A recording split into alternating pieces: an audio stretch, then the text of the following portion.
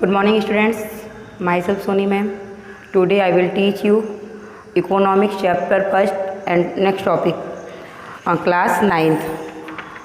बच्चों, मैंने आपको पिछले वीडियो में कुछ बातें बताई थी जो आपका फर्स्ट चैप्टर था इकोनॉमिक्स का, the story of village Palampur.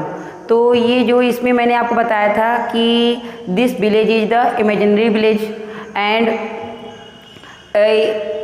through a story, with the help of a story, we explain what happened in a village, what facilities available in a village. Okay? अब हम इसी टॉपिक को और आगे बताने जा रहे हैं, आप उसको देखिएगा, पढ़िएगा। जैसे बच्चों, every production is the organised by the combining land, labour, physical capital and the human capital. मैंने कल आपको 4 कैपिटल के बारे में बताया था, जो कि वो 4 फैक्टर्स होते हैं जिनके बिना कोई कंपनी, कोई भी व्यवस्था आपको उनके बिना पॉसिबल नहीं हो पाती। जैसे लैंड हुआ आपका, और जो है लेबर हुआ, फिजिकल कैपिटल हुआ और ह्यूमन कैपिटल हुआ, which are known as the factors of the production. ये 4 चीज़ अगर पूछता है क्वेश्चन एग्जाम में कि what are the factors of the production, तो आपको बताना पड़ेगा कि जो है land, labour and the physical capital and human capital are the factors of production and every production is the organised through the with the help of these 4 capitals. Next, farming is the main production activities in Palampur. मैंने बताया था कि farming क्या है, वो main production है and 75% of the people are depend on this activities. 75% लोग क्या इस कृषि व्यवसाय पर डिपेंड हैं। But the land areas under the cultivation is the practically fixed. लेकिन जो आपका जो वहाँ का लैंड एरिया है वो क्या है, वो प्रैक्टिकली फिक्स्ड है कि किसके कितने ज़मीन के अंदर, मतलब ज़मीन पर कितनी ज़मीन पर उनकी वो कल्टीवेशन करना है, ये फिक्स्ड है। ठीक। And all land is the cultivated in the Palampur. जितने मतलब लगभग ज़मीन, जितनी भी ज़मीनें फील्ड्स हैं पालमपुर में, सभी पे कुछ ना कुछ कल्टीवेट किया जाता है। During the rainy season kharif farmers grow jowar and bajra. तो देखो, जब बरसात के टाइम में खरीफ की फसलें में कौन सी फसलें होती हैं, आपका ज्वार और बाजरा आता है, तो ये उगाया जाता है। They are followed by the cultivation of potatoes between the October and December. और इसी को इसको फॉलो करते हुए आपको अक्टूबर से दिसंबर तक में क्या, आलू। And in the winter season rabi की फसल, और ठंडी में कौन सी फसल, रबी की फसल, जिसमें फील्ड्स आर सोन, जिसमें वीट, शुगर कैन, ये सब आपको उगाए जाते हैं इन पार्ट्स पे। ठीक। Because of the activities of the well developed imaginations system in the Palampur farmers grow 3 different crops in a year. इस प्रकार से जो है इतनी अच्छी वेल डेवलप्ड होने की वजह, पालमपुर एक जो गांव है वेल डेवलप्ड होने की वजह से यहाँ की जो किसान हैं, फार्मर्स हैं, वो 3 टाइप की, एक साल में 3 टाइप की फसलें उगाते हैं, फसलों की खेती कर लेते हैं। To grow the more than the 1 crops on a piece of land during the year is known as the multiple cropping. अगर एक ही साल के अंदर कई टाइप की फसलों को उगाया जाता है उसी लैंड पे, तो क्या कहला जाता है, वो मल्टीपल क्रॉपिंग कहा जाता है। क्या कहा जाता है, मल्टीपल, मतलब विभिन्न प्रकार की चीज़ों को उगाने को मल्टीपल क्रॉपिंग कहा जाता है एक साल में। In the most common way of the increasing production from the same land, the other way is to use modern farming method for high yield। और इसको और ज़्यादा बढ़ाने के लिए, जो यहाँ पालमपुर के गांव वालों ने इसको और ज़्यादा वहाँ पे खेती उत्पादन बढ़ाने के लिए, प्रोडक्शन को बढ़ाने के लिए क्या यूज किया, आपका हाई यील्डिंग सीड्स जो होते हैं उसको यूज किया, जिसको आपको HYV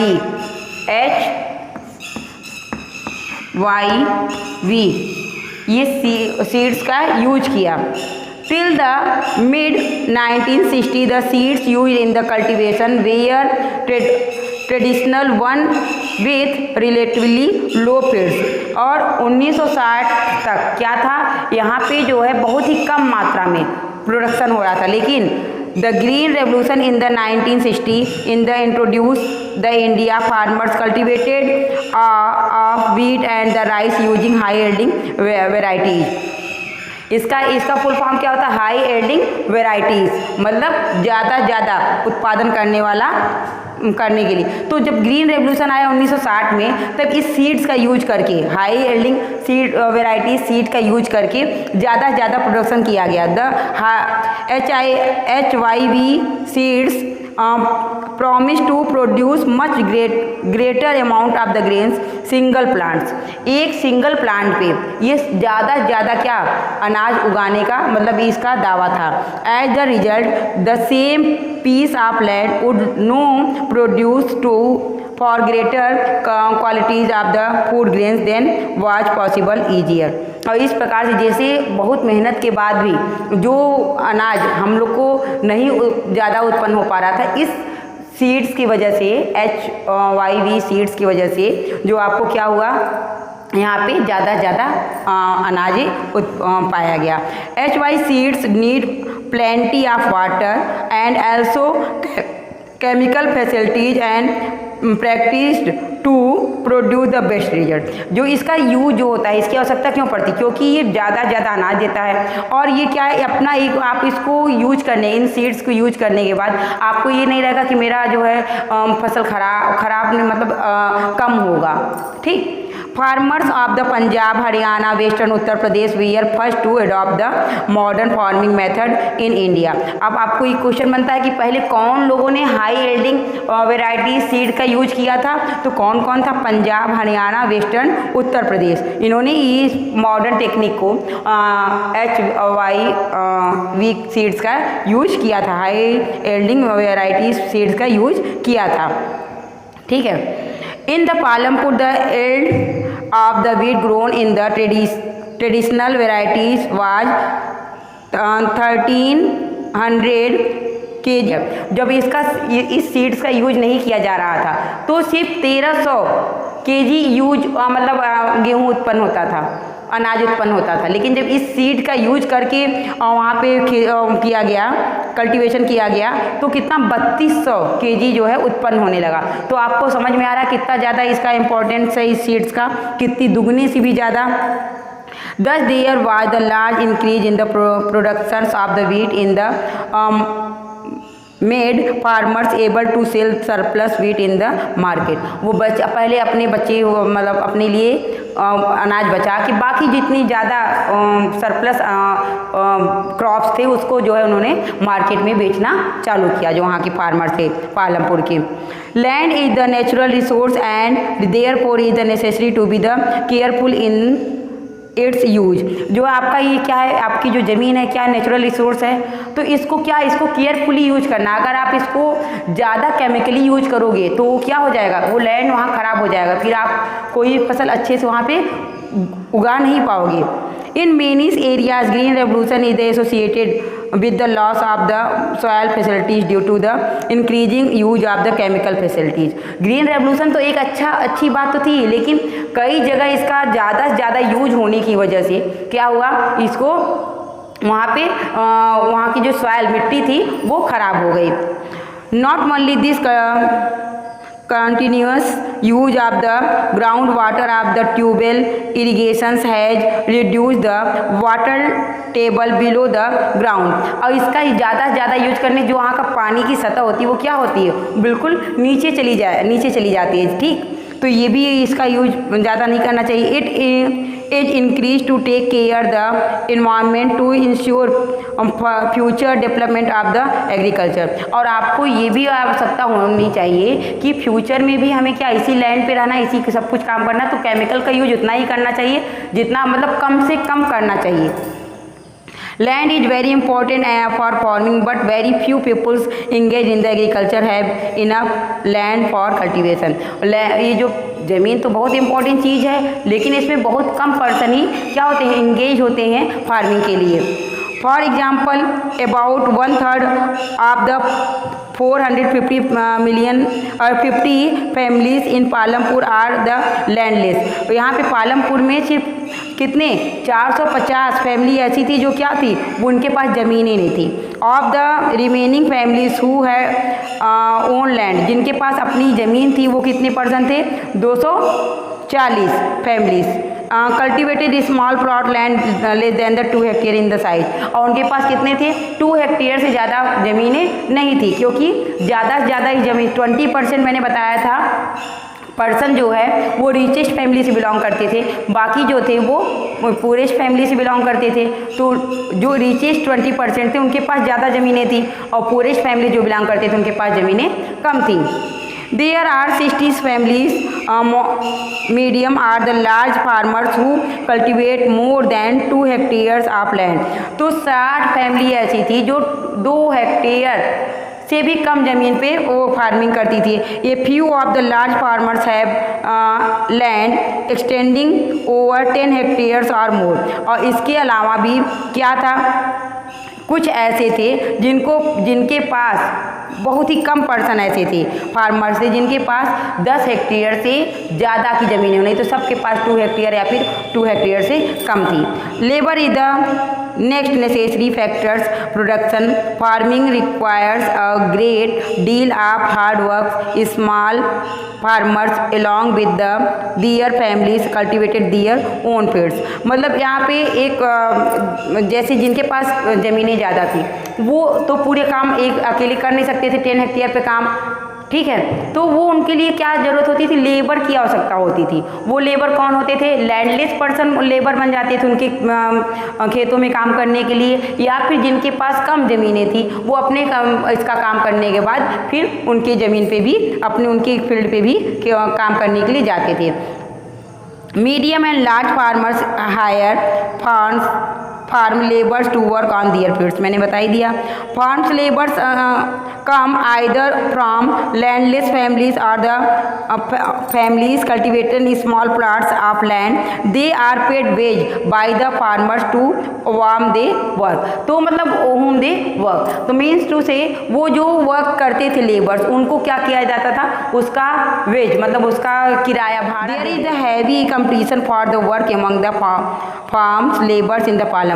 और इस प्रकार से वहाँ पे लेबर्स की संख्या ज़्यादा थी पालमपुर में, तो इसलिए जो है वहाँ पे एक इनके अंदर एक कंपटीशन की भावना थी कि हमें ज़्यादा से ज़्यादा लेबर उपलब्ध हो जाती थी। So they agree to work even the for the lower wage. और इसलिए वो कम पैसे में, जहाँ पे सब लोग काम करने के लिए तैयार रहे और तो वहाँ पे वो कम पैसे में भी काम लेबर से काम करा लेते थे।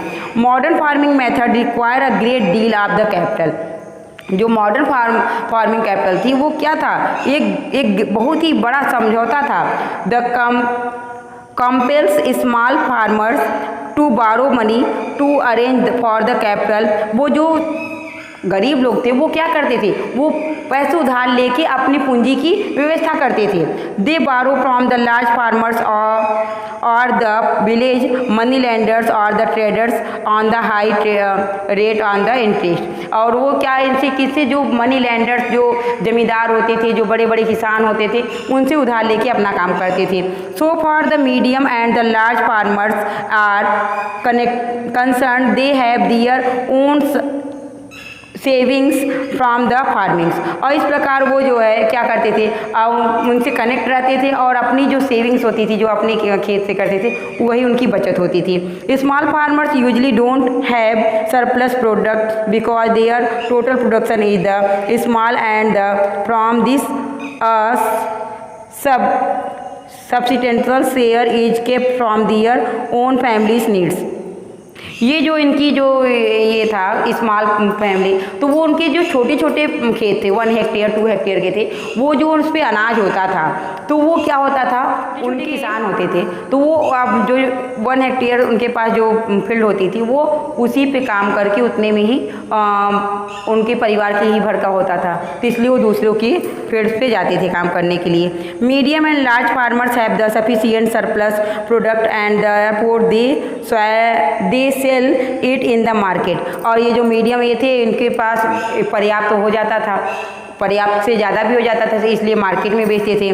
Dairy, small manufacturing, shopkeeping and the transport are the non farming activities. इसके अलावा फार्मिंग एक्टिविटीज़ के अलावा पालमपुर में जो है एक छोटे छोटे दुकानें और जो है वो मैं छोटी छोटी चीज़ों को बनाना, शॉपकीपिंग, ट्रांसपोर्ट, ये भी वहाँ पे नॉन एक्टिव जो है फार्मिंग एक्टिविटीज़ भी होता था। Dairy is the common activities many families of the Palampur. जो डेयरी का था वो क्या था, वो लगभग सभी परिवार में के लोग इस जो है दूध पालन को काम करते थे।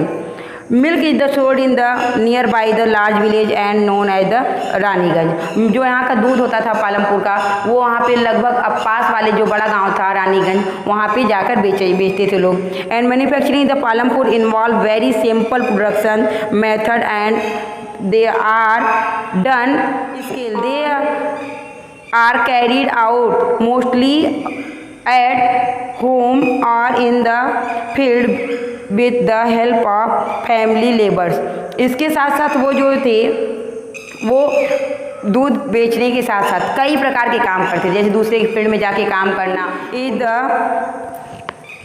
associated with the few peoples in the Palampur shopkeepers buy various goods from the wholesale market in the city and sell them in the village. जो ये शॉपकीपर्स होते थे होलसेल, मतलब पास वाले शहर से गांव से इकट्ठा खरीद के लाते थे और पालमपुर में छोटी छोटी दुकान में मतलब दुकान करके बेचते थे।